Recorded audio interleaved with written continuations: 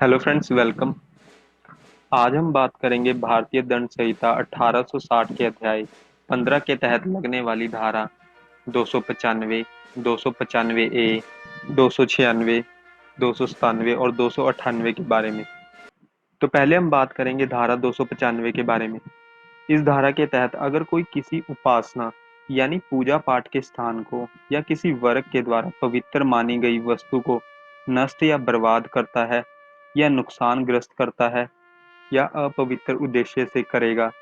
कि किसी वर्ग के धर्म के साथ मिलकर दूसरे धर्म का अपमान करता है और सामने वाला व्यक्ति अपने धर्म के प्रति अपमान समझेगा, ऐसे में अपराधी को कम से कम 2 साल की कैद हो सकती है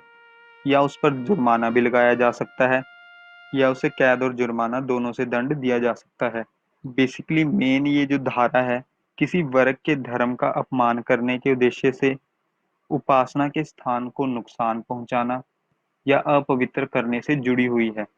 धारा 295 को जो है सब सेक्शन में बांटा गया है। तो अब हम बात करेंगे धारा 295 ए के बारे में। इस धारा के तहत अगर किसी भारतीय नागरिक के धार्मिक विश्वास या उसके धर्म को जानबूझकर या दुर्भाग्यपूर्ण इंसल्ट करता है यानी कि अपमानित करता है या किसी दुर्भाग्यपूर्ण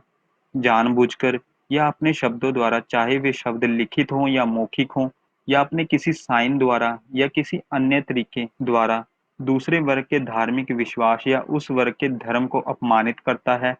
ऐसे में व्यक्ति पर धारा 295 ए के तहत मुकदमा चलाया जाता है और दोषी साबित होने पर उसे कैद हो सकती है। बाद में जो है उस कैद को बढ़ाकर 3 साल तक किया जा सकता है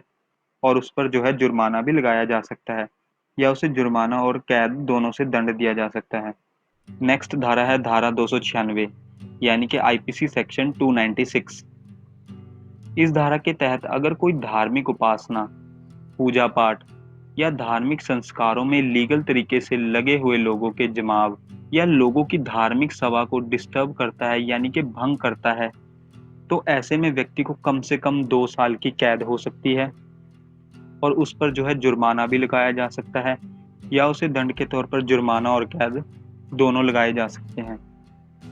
उदाहरण के तौर पर जैसे गणपति विसर्जन के दिन अगर कोई लोगों की धार्मिक आस्था को भंग करने की कोशिश करता है, तो ये जो धारा है उन लोगों पर लागू होती है, यानी कि इस धारा के तहत जो है उन लोगों पर मुकदमा चलाया जाता है। तो आइए अब हम बात करते हैं धारा 297 के बारे में। अगर कोई व्यक्ति किसी उपासना स्थान पर या किसी कब्रिस्तान पर या किसी की समाधि पर या किसी के अंतिम संस्कार पर किसी मृत व्यक्ति के अवशेष, किसी मृत हुए व्यक्ति के शव या अंतिम संस्कार समारोह को अपमानित या भंग करता है या फिर दखल अंदाजी करता है, ऐसे में दोषी को जो है कैद हो सकती है और जो उस कैद को जो है 1 साल तक बढ़ाया जा सकता है या दोषी पर जो है जुर्माना लगाया जा सकता है या उसे कैद और जुर्माना दोनों दंड के तौर पर दिए जा सकते हैं। सो हमारी नेक्स्ट धारा है 298 यानी कि 298। इस धारा के तहत अगर कोई व्यक्ति किसी की धार्मिक भावनाओं को ठेस पहुंचाने के उद्देश्य से उसकी सुनवाई में या उस व्यक्ति के होते हुए गलत शब्द बोलता है या कहता है या गलत इशारों का इस्तेमाल करता है, तो इस तरह दोषी को जो है कैद हो सकती है और उस कैद को जो है 1 साल तक बढ़ाया जा सकता है या उस पर जुर्माना लगाया जा सकता है या उस पर जुर्माना और कैद दोनों दंड के तौर पर उसे दिए जा सकते हैं। सो फ्रेंड्स, ये थी ऑफेंसेस रिलेटिंग टू रिलीजन यानी धर्म से जुड़े अपराध।